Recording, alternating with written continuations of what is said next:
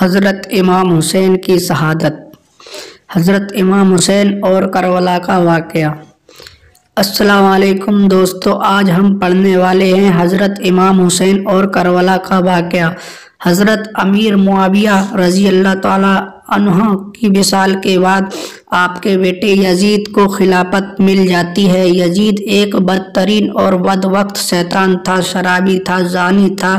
یزید کو جب خلافت ملی تو یزید سمجھ گیا کہ میرے خلافت کو حضرت امام حسین رضی اللہ تعالیٰ عنہ کبھی قبول نہیں کریں گے۔ اس لیے یزید مدینہ منورہ کے گورنر ولید بن عتبہ کو خط لکھا کہ حسین ابن علی، عبداللہ ابن عمر اور عبداللہ ابن زبیر رضی اللہ تعالیٰ عنہ کو کہو کہ میری بیعت کو مانیں، اگر وہ بات نہ مانے تو ان پر ظلم و ستم کرنا۔ حضرت امام حسین رضی اللہ تعالیٰ عنہ کو نے یزید کی بیعت کرنے سے انکار کر دیا، کیونکہ یزید آپ کے نزدیک مسلمانوں کے امامت اور خلافت کے لائق نہیں تھا، کیونکہ آپ جانتے تھے یزید فاسق و فاجر تھا، جانی تھا، شرابی تھا اور ظالم تھا۔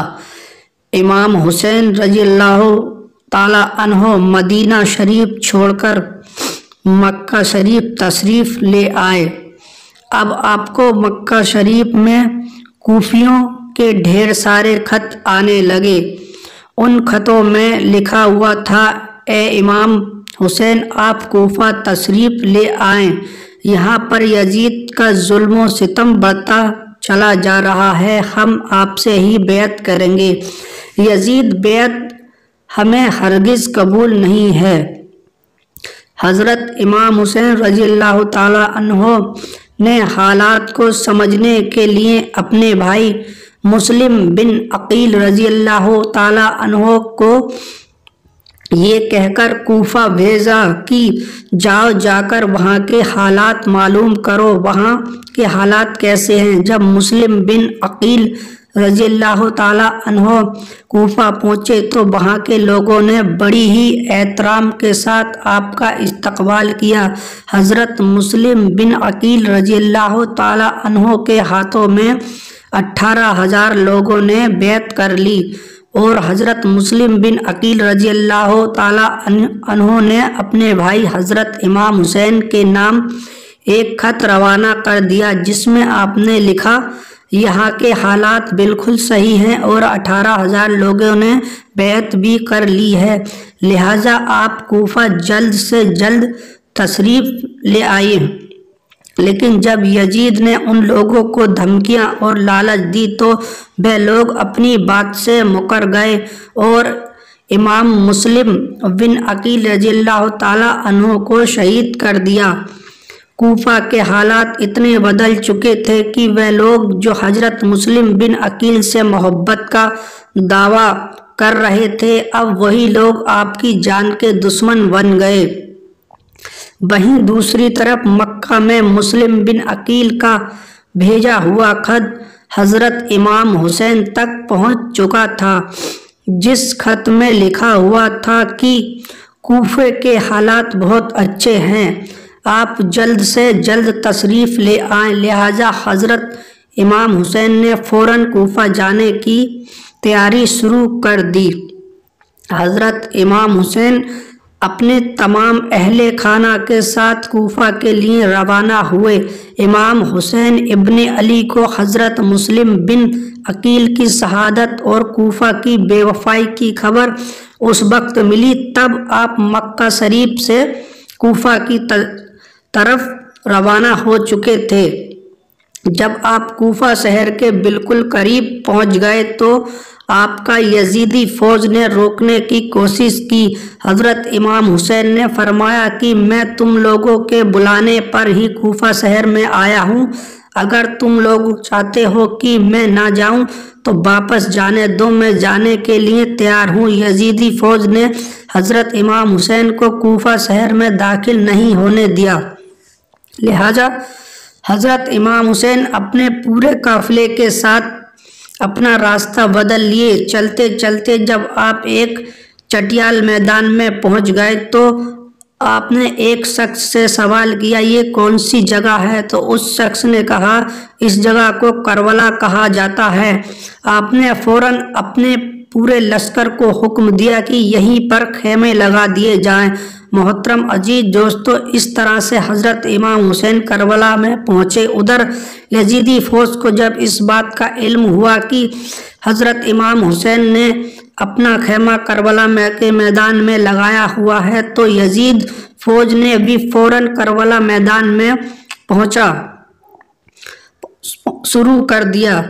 یزید جو فوج کربلا پہنچ رہی تھی، یزید سپہ سالاری ابن سعد کر رہا تھا۔ حضرت امام حسین نے ابن سعد سے کہا کہ یا تو تم مجھے یزید کے پاس لے چلو یا پھر مجھے اپنے شہر مکہ واپس جانے دو، لیکن ابن سعد ان دونوں باتوں سے کوئی بھی بات نہیں مانی اور وہ اپنے بیعت کرنے پر مجبور کرتا رہا، لیکن حضرت امام حسین نے اس کی بات سے انکار کر دیا۔ دن گزرتے گئے اور 3 محرم کا دن آ گیا جب ظالم یزید نے امام حسین کے سامنے 22,000 سپاہیوں کا لشکر بھیج دیا۔ دوسری طرف حضرت امام حسین کے ساتھ 82 لوگ تھے جس میں عورتیں اور بچے بھی شامل تھے۔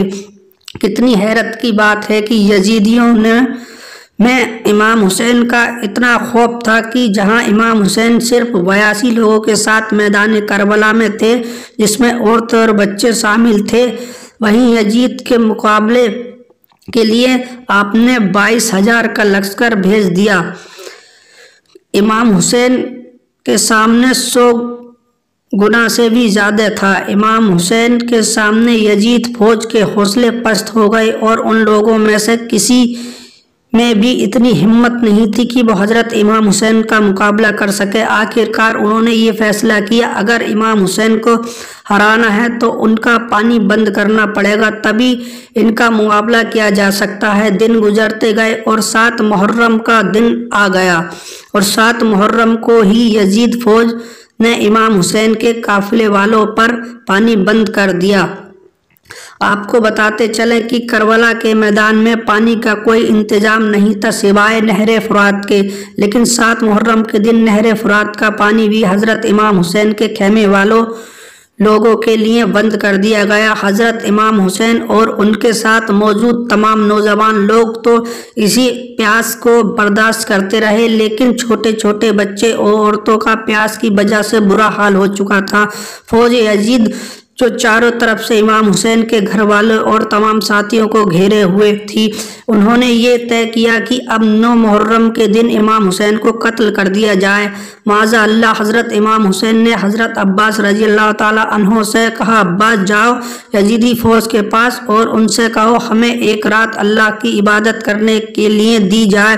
جب حضرت عباس نے یزیدی فوج سے ایک رات کی مہلت کے لیے کہا تو ان لوگوں نے آپ کی بات مان لی۔ تب تک 9 محرم کی تاریخ آ گئی۔ تب تک حضرت امام حسین کو یہ یقین ہو چکا تھا کہ یزید کی فوج کا مقصد صرف مجھے شہید کرنا ہے، اس کے علاوہ یزید اور کچھ کرنے کے لیے تیار نہیں۔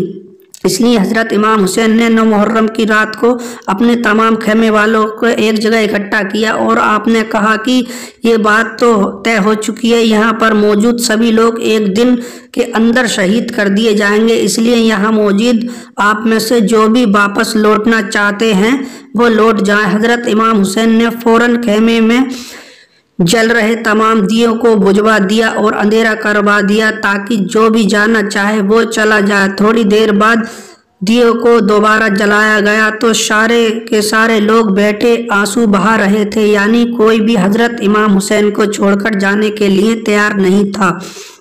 آخرکار 10 محرم کا دن آیا۔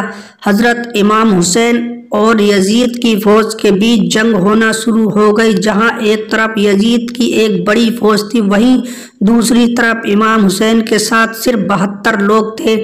اتنے میں فوج یزید کا حملہ شروع ہو جاتا ہے اور ہر شہید شہادت کا جام پیتا گیا۔ کبھی حور شہید ہوتے ہیں تو کبھی قاسم شہید ہوتے ہیں تو کبھی علی اکبر شہید ہوتے ہیں تو کبھی اونو محمد شہید ہوتے ہیں۔ 3 دن کے پیاسے امام حسین کے گھر والے اور तमाम लोग यजीद फौज से जंग करते रहे और एक एक करके शहीद होते गए।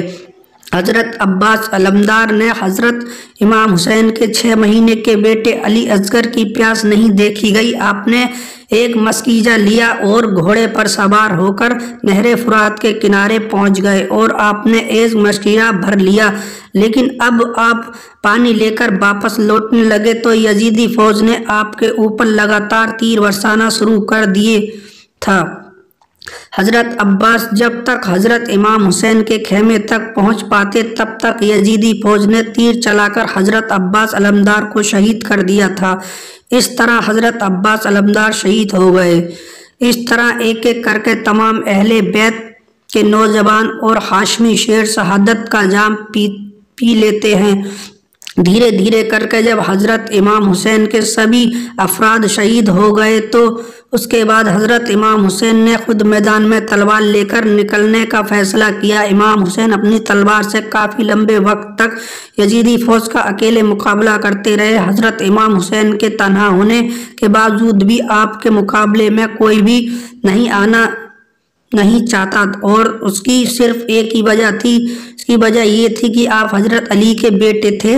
उस वक्त यजीदी फौज का एक कमांडर इब्ने साद को ये यकीन हो चुका था कि हम किसी तरह से हजरत अली के बेटे का मुकाबला नहीं कर सकते, इसलिए उसने अपने तमाम फौजियों को इमाम हुसैन के ऊपर एक साथ हमला करने का ऑर्डर दिया। तमाम लोग हजरत इमाम हुसैन पर एक साथ मिलकर हमला कर रहे थे, लेकिन उसके बावजूद भी इमाम हुसैन लगातार ये साबित कर रहे थे कि बातिल चाहे तादाद में जितने भी हों लेकिन वो हक और सच के मुकाबले में बिल्कुल भी टिक नहीं सकता। जब हुसैनियत और यजीदियत के बीच बड़ी ही खतरनाक जंग चल रही थी, इस बीच में नमाज़े असर का वक्त हो गया। हजरत इमाम हुसैन ने ऐसे मुश्किल वक्त और ऐसी जख्मी हालात में भी असर की नमाज पढ़ने का इरादा किया। आपने जैसे ही नमाज पढ़ना शुरू किया, यजीदी फौज को वह मौका मिल गया जिसका वह लोग एक लंबे वक्त से इंतज़ार कर रहे थे। यानी जैसे ही हजरत इमाम हुसैन सजदे में गए, सिमर जिल जोशन ने आपकी गर्दन पर तलवार चलाकर आपका सर मुबारक को जिस्म से जुदा कर दिया। हजरत इमाम हुसैन की शहादत के बाद यजीदियों ने आपके सर मुबारक को नेज़े पर रखकर पूरे कूफा में घुमाया था। आपके सर मुबारक को गली गली में घुमाकर जुलूस निकाला गया था। करबला की जिस जंग में हजरत इमाम हुसैन के घर वालों में से सिर्फ आपकी एक औलाद ही बच सकी, जिनका नाम हजरत ज़ैनुल आबिदीन था। इसके अलावा हजरत इमाम हुसैन के घर की तमाम औरतों को कैदी बनाकर कूफा लाया गया था। भले ही उस दिन इमाम हुसैन रज़ियल्लाहु ताला अन्हो को शहीद कर दिया गया था, लेकिन आज भी हजरत इमाम हुसैन रज़ियल्लाहु ताला अन्हो को पूरी दुनिया में क़यामत तक के लिए जिंदा हैं। यजीद डूब गया शाम के अंधेरे में, हुसैन जिंदा हैं हर दिल में रोशनी की तरह। दोस्तों, अल्लाह ताला की बारगाह में अल्लाह हम सैयदना इमाम हुसैन रज़ियल्लाहु ताला अन्हो से सच्ची मोहब्बत करने की तौफीक दे और लिखने या हमारे पढ़ने में किसी किस्म की गलती हुई हो तो इमाम हुसैन रज़ियल्लाहु ताला अन्हो के सदक़े में माफ़ करे। दोस्तों, अगर इमाम हुसैन की शहादत का ये वाक़या सुनकर आपको दीन की जानकारी हासिल हुई हो तो चैनल सब्सक्राइब जरूर करना। अस्सलाम वालेकुम।